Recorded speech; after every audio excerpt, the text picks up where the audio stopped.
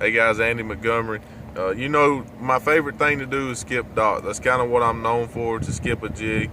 And I helped design the new Strike King Tour Grain skipping jig to make it the ultimate jig. There's a lot of jigs on the market, and some of them have certain features that make them really good. But I tried to combine it all into this one jig to make it the ultimate skipping jig.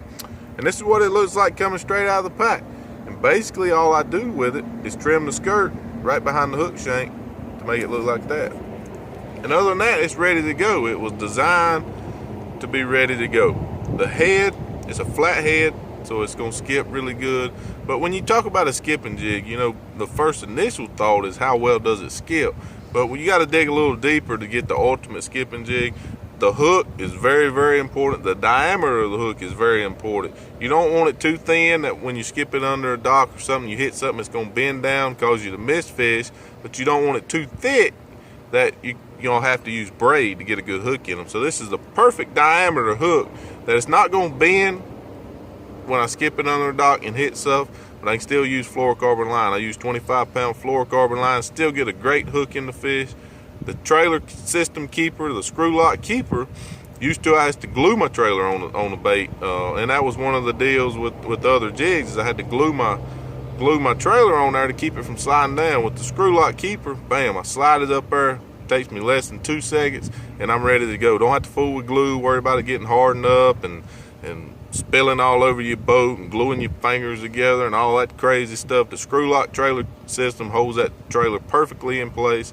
The collar of the skirt is a perfect fit. It's a real strong band. It's not going to slide down. It was designed to be the perfect fit, the perfect size for the band to fit on there, so it stay perfectly in place when you're skipping. The trailer can be really important on what I put on my tour grade skipping jig. My favorite, what I use 90% of the time, is a Strike King Rage Bug. You know, when it's cold, I may use a regular chunk, but if it's warm at all, if the water temperature is over 55, I'm going to use a Rage Bug. This trailer does so much. You know, when I'm fishing a jig, I may be imitating a crawdad on the bottom. So I may be fishing it on the bottom, and it imitates the crawdad perfect. These tails just kick and have a tremendous amount of action.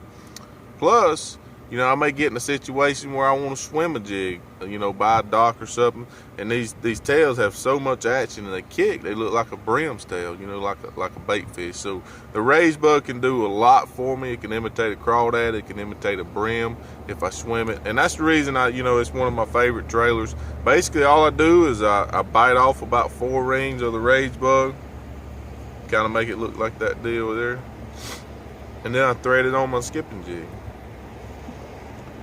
Pretty simple, pretty quick.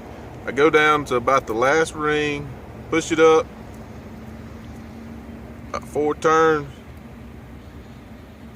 and bam, I'm ready to go fishing. You know, the Rage Bug, when I skip it in there and it's on the fall, 90% of your bites are on the initial fall. When it's falling, the weight of the jig makes the Rage flange really kick and give it a lot of action.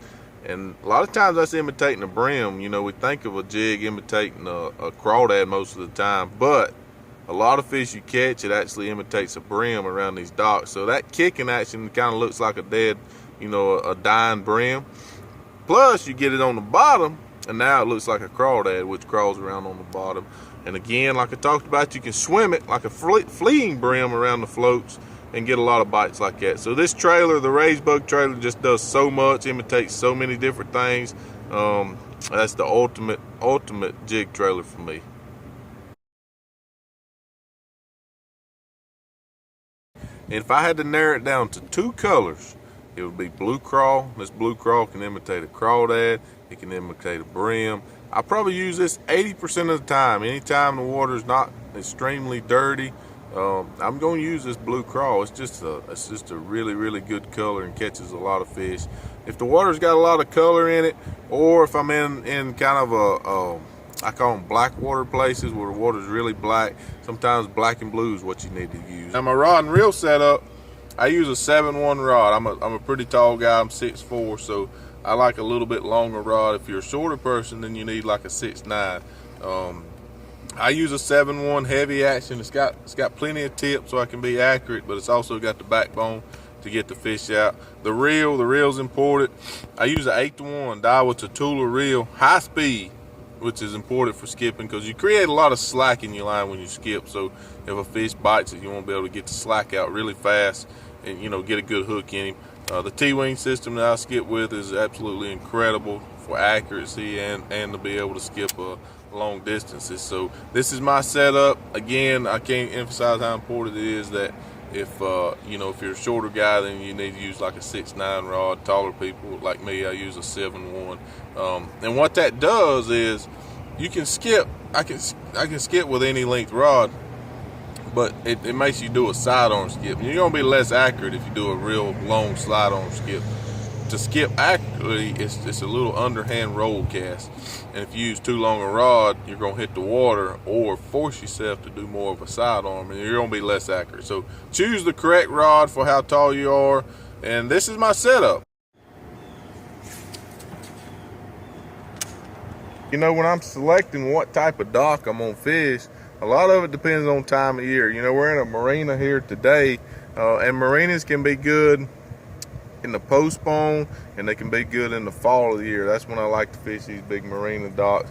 But when we narrow it down to the regular docks, which is what mostly what we fish, anytime we're around the spawn, so the springtime, I like to fish pole docks, and fish love to spawn around them poles, so I really like to flip around the poles and stuff on the dock.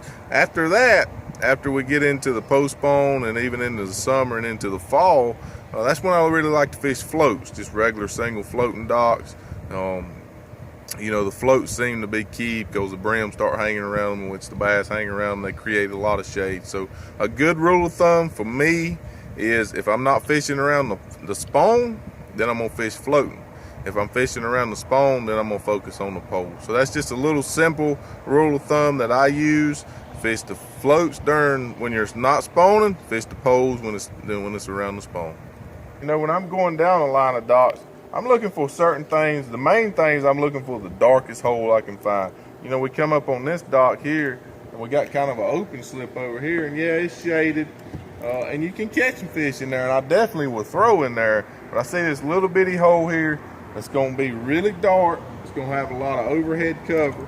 On the left side of this slip, there's not going to be as much overhead cover, but under here, if I can get it in that little hole, the fish is gonna have all kinds. He's got the boat, he's got the float, so he's gonna feel protected, and he's probably just gonna be sitting in there relaxing. And if I can skip that thing right over top of his head and surprise him, I can make him react and hopefully get him to bite.